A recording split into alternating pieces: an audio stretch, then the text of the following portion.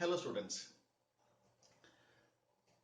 in this video we will try to understand the effect of ligands on the nature of the color of the coordination compounds.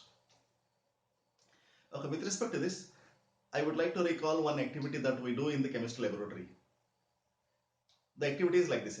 In a dry test tube, few crystals of copper sulfate is added.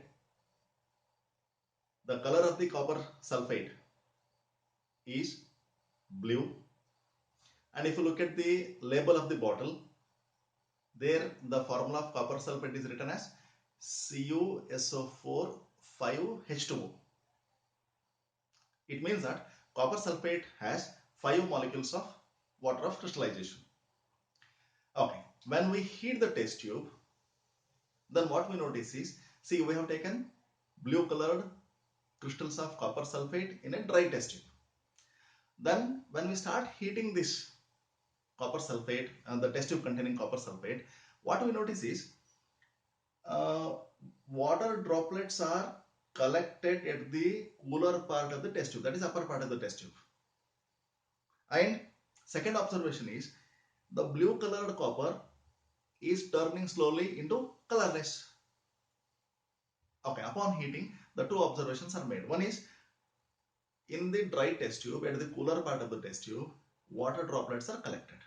And the second observation is color of the copper sulfate is changing from blue to colorless. Okay, then why this happens we need to understand. The water droplets collected at the cooler part of the test tube indicates that these water molecules were already present in the copper sulfate. Therefore, the formula is CuSO4 5H2O. And these water molecules are removed from the copper sulfate crystal in the form of vapors, and those vapors are condensed at the cooler part of the test tube. Then water droplets are removed. Due to the loss of water droplets, water molecules, what has happened? Blue color of the copper sulfate is changed to colorless. Then can we say like this? The blue color of the copper sulfate is because of the presence of water molecules? Okay. To say that yes, we need to reverse this experimentation. It means that to the white colored copper sulfate, add few drops of water from external source. And if you get blue color of the copper sulfate back, we can surely say that color of the copper sulfate is because of the presence of water molecules. And to our surprise, what we notice is exactly the same thing happens when we add few drops of water into the test tube containing colorless copper sulfate. The immediately blue color of the copper sulfate is restored. This reversible experiment suggests that color of the copper sulfate is because of the presence of water molecules only. It's not because of the presence of sulfate. Is it clear? Then question arises why it happens. Here, water molecules are acting as ligands, and these ligands will split the d orbitals into EZ and T2Z. Due to that, if the metal has unpaired electrons or vacant orbitals at the upper side, then the unpaired electrons present in the ground level, that is lower energy orbitals, those electrons are excited by the falling of white light on it, and this leads to the color. And once these water molecules are removed, then the splitting of the d orbitals does not occur. When there is no splitting, no excitation. When there is no excitation of the electrons, then there is no question of color. That means it is colorless. Look at this. CuSO4 5H2O is blue color. Upon heating, the water molecules are removed. Sometimes 4 water molecules are removed, and upon heating strongly, even that single water molecule are also removed. See here, if 4 water molecules are removed, then it's called as anhydrous, that is anhydrous. And if all the water molecules are removed, then it's called as anhydrous. An stands for no water molecules, an stands for presence of one water molecule. Whether it is anhydrous or unhydrous, color is colorless. It means that out of 5, 4 water molecules are acting as ligands, not the 5, and one of the water molecule is acting as water crystallization. Is that clear? Then this indicates that, see here, when we add few drops of water to the colorless copper sulfate, then we will get blue color back. This experiment suggests that color of the copper sulfate is because of the presence of water molecules which are acting as ligands. Okay. This ligand will split the d orbitals, and that splitting of d orbital is responsible for excitation and de-excitation of the electron, and that is responsible for the color of the complex. Take another example here. Here, titanium is forming complex compound with water molecules. Well, these water molecules, because of the presence of these water molecules, this complex is appearing to be colored, which is blue-green. Okay. Then, if you heat this compound, then what we notice is those water molecules are removed. Then, TiCl3 without water molecules is becoming colorless. Is it clear? See, we can even predict like this. If you add water molecules to this, then there is regain of color. Okay. It means that splitting of d orbitals is necessary for the appearance of color of the coordination compound. And for that splitting, ligand's presence is required. It means that, see here, in the reason box, what we have done is, with ligand, these orbitals are undergoing splitting. This splitting, and if, see here, there must be some empty orbitals here, and here there must be partly filled d orbitals. See here, electron from here to here, they undergo excitation. That is responsible for the color. If there is no ligands, then no splitting, then no color. Clear? With this, what we can conclude is presence of ligand splits the set of d orbitals. This splitting is responsible for the color nature of the coordination compounds. Now, another question arises, whether the strength of the ligand affects the nature of the color.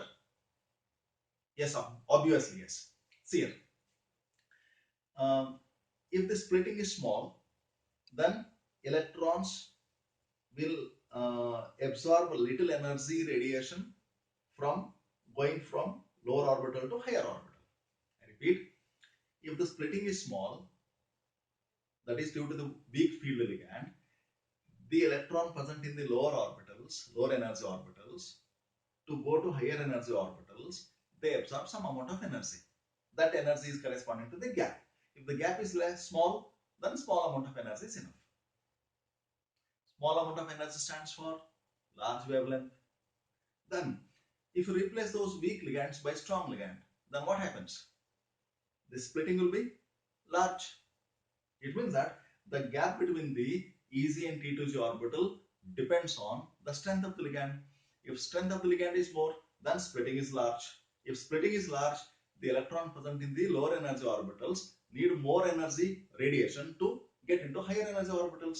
More energy radiation means wavelength is different. Small wavelength, large energy. To explain this, we have taken one example here. See here, nickel forms complex with water molecules. If only water molecule is present, its color is green. This is the first example. In the first case, nickel is forming a complex with water molecules, and its color is green. Now what we do is, some of the water molecules which are acting as ligand are replaced by bit more stronger ligands than water molecules.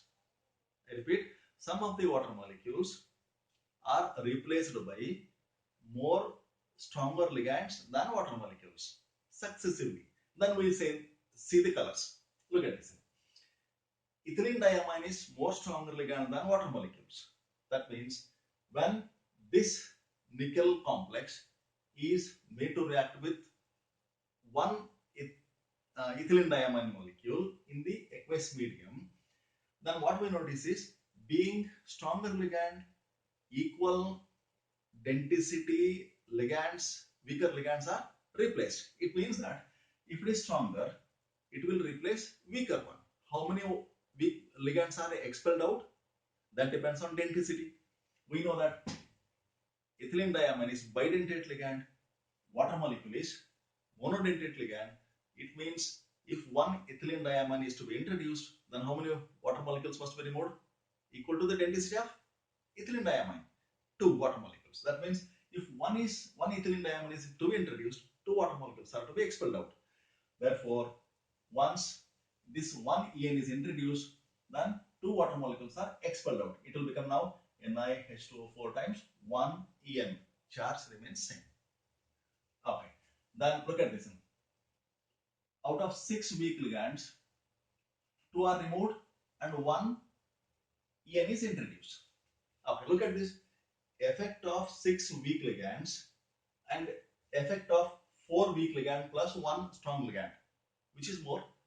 This is more because 1 strong ligand is introduced. That means splitting in this case is more than the splitting of d orbitals. In this case, it is represented like this.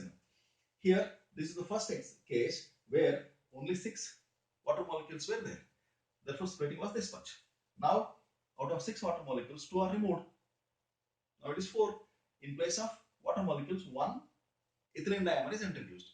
It means that strength of these 2 ligands is more than the strength of 6 water molecules.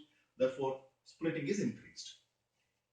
If splitting is increased, the electron to undergo excitation from this T2Z electron orbitals to EZ orbital, they absorb more energy. If more energy means wavelength is large. See, because we know that energy is inversely proportional to wavelength. Okay, here large wavelength is absorbed. Here small wavelength is absorbed. Here less energetic radiation is absorbed. Here more energetic radiation is absorbed. Are you noticing this? Wavelength is changing because energy is changing. Once this wavelength changes, naturally color will change. Now look at this. Color is changing from green to pale blue. Okay. Now one more out of the box. Between these two, which is more stable? Obviously, where ligand is stronger, that will be more stable. It means that between these two complex, this is more stable than this. Okay, that type of questions can also be asked again. Now look at this. Now what we do is, we will introduce one more ethylene diamine by removing 2 more water molecules. Now let us see whether this splitting is large. Look at this. Here, out of 4 water molecules, 2 are removed. Then 2 En will become. It means that strength of this set of ligands is more than this. That can be observed here as the gap is increasing. It means that color should be different from this. Look at this. Pale blue is becoming blue or purple. See here, blue or purple is more energetic, smaller wavelength than pale blue. Pale blue stands for light blue. Are you noticing this? Okay, next, 2 more water molecules are removed by another En. Now look at this. 2 water molecules are removed by introducing 1 more En. Now nickel will have only ethylene diamine. Now look at this. The gap is largest. It means that large energetic radiations are required for excitation of the electron from lower energy to higher energy orbital. Therefore, students, what can be concluded is, if more and more number of strong ligands are replacing the weaker ligands, then crystal field splitting will be increasing, then the intensity of the color of the complex will also be increasing. See, such questions can be asked in the examination. Out of these 4 complexes, whose color is more intense? Then the answer is here. And where the crystal field splitting is large? Answer is this. Where the crystal field splitting is small? Answer is this. Where the highest wavelength light is absorbed? Here, highest wavelength stands for small energy. Small energetic absorption stands for little splitting of the d orbitals. Little splitting of the d orbitals suggests that participation of ligands are the ligands are weak. Okay. Then one more question can be framed like this. How many water molecules are replaced by two ethylene diamine molecules? Clear? So one ethylene diamine replaces two water molecules. Therefore, two ethylene diamine molecules will remove four water molecules. Is that clear? Look at this, students. Suppose instead of ethylene diamine, if we use EDTA, for one EDTA molecule, how many? See, EDTA 4 minus. For one EDTA ion, how many water molecules can be replaced? Even this question can be framed, See here, its denticity is 4. It is tetradentate. Is that clear? And if its denticity is 4, it means that 4 water molecules are removed. Then it will become NiH2O 2 times EDTA. This is 4 minus. Then the charge is plus 2. The charge will become here plus 2 minus 4. Then it means that charge will be minus 2. Is it clear? Such types of question can also be asked. And one more most important thing is this. Here out of 4 complexes, crystal field splitting here is match the following. Match the following. Okay. This corresponds to which complex and this corresponds to which complex? That question can also be asked. And one more question is, see here, strength of the ligand directly proportional to crystal field splitting.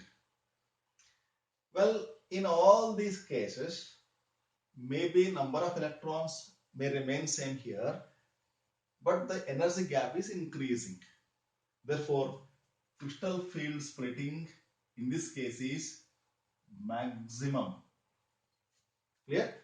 See here, if it is delta, say anyhow coordination number 6, therefore if it is octahedral, delta O1, delta O2, delta O3 and delta O4.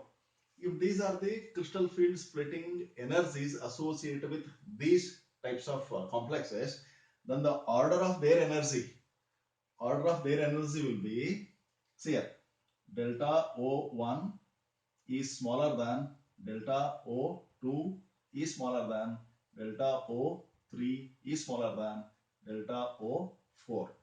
It means that simply the thing is, where the strength of the ligand is more, splitting is large. If splitting is large, crystal field stabilization energy or splitting energy will also be large. Clear? Thank you.